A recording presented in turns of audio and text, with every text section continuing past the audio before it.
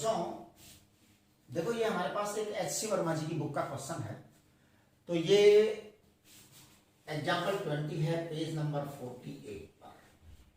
3 particles A, B and C are situated at the vertices of an equilateral triangle ABC of side D. D is the side. Each of the particles move with constant speed V. Okay, constant है बेटा। A always has its velocity along AB, that is along the line joining the two particles. B along BC, C along CA। कहने का मतलब यह है कि ABC एक equilateral triangle है। पार्टिकल A चलता है हमेशा B की तरफ, B चलता है हमेशा C की तरफ, C चलता है हमेशा A की तरफ। तो ये तीनों पार्टिकल्स एक दूसरे को फॉलो कर रहे हैं लगातार लगातार। सवाल ये है, at what time will the particles meet each other. तो देखो, बात ये है, सबसे पहले मैं डायग्राम बना दूं कि क्या घटना घटित हो रही है। What incidence is taking place, that is to understand.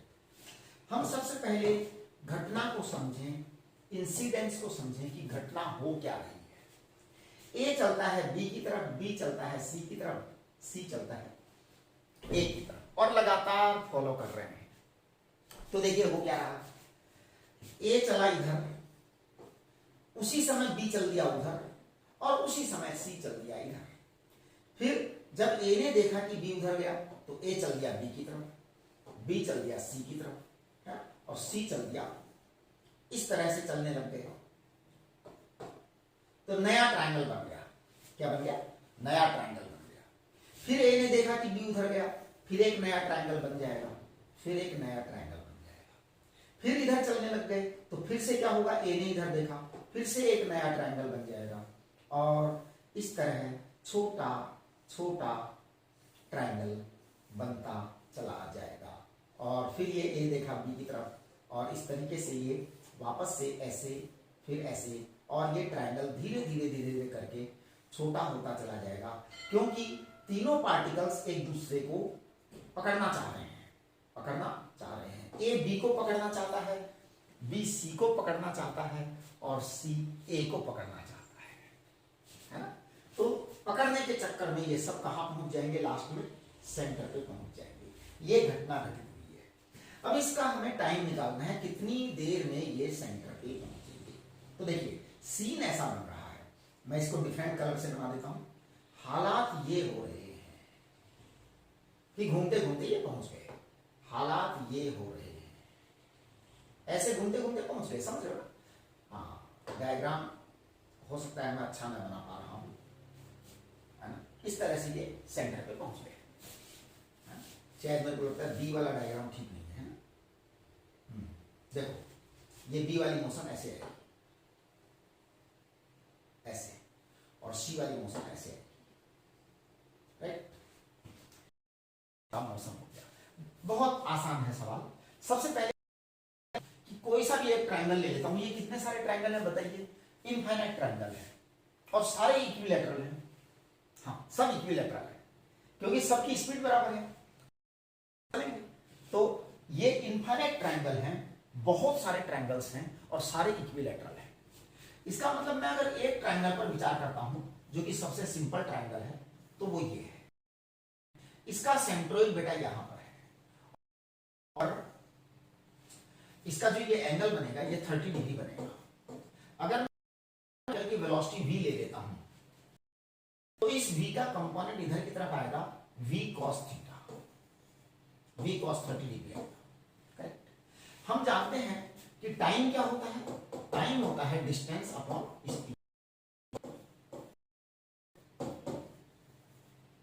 Distance, सच बात करते हैं हम, सच में पार्टिकल ए यहां से चला था और रियल पहुंचेगा।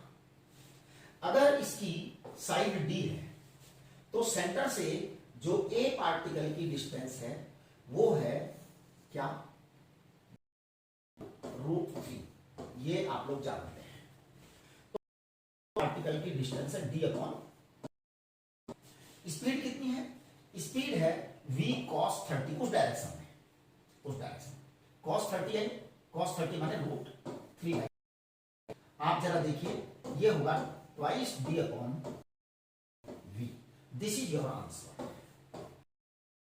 ये आपका आंसर है।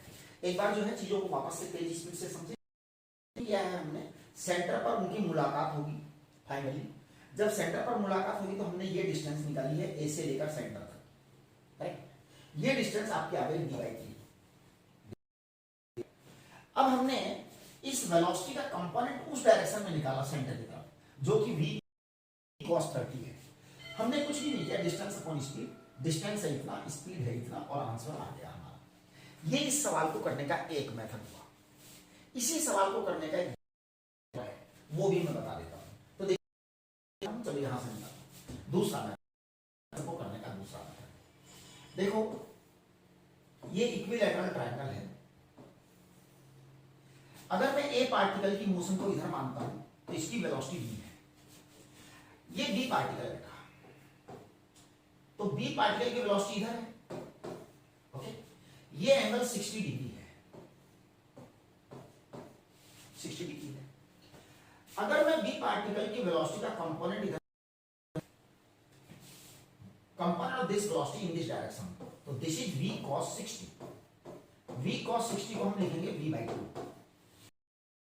ए पार्टिकल इधर जा रहा है इधर v/2 पर, किसी एक मोमेंट पर, ओके, बार बार इक्विलैटरल ट्रायंगल ही बनेगा, इसके अलावा कुछ बनने वाला नहीं है।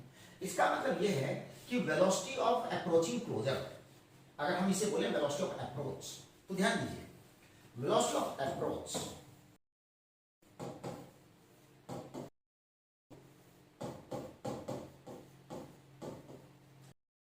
तरह से भी बोल सकते हैं, वेलोसिटी ऑफ अप्रोचिंग क्लोजर,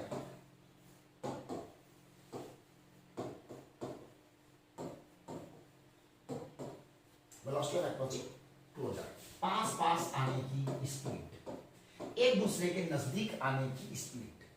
बेटे v इधर जा रहा है, v/2 इधर आ रहा है, यानी कि v और v/2 दोनों जुड़ जाएंगे, क्योंकि दोनों पास आने में मदद कर रहे हैं, और इसलिए ये हो जाएगा 3v/2। ये स्पीड ऑफ अप्रोचिंग क्लोजर है। इनिशियल डिस्टेंस आपको दे रखी है d आपको गिवन है इनिशियल डिस्टेंस, तो डिस्टेंस अपॉन स्पीड, स्पीड है आपकी 3v/2, आपका टाइम आ गया 2d upon, this is your answer.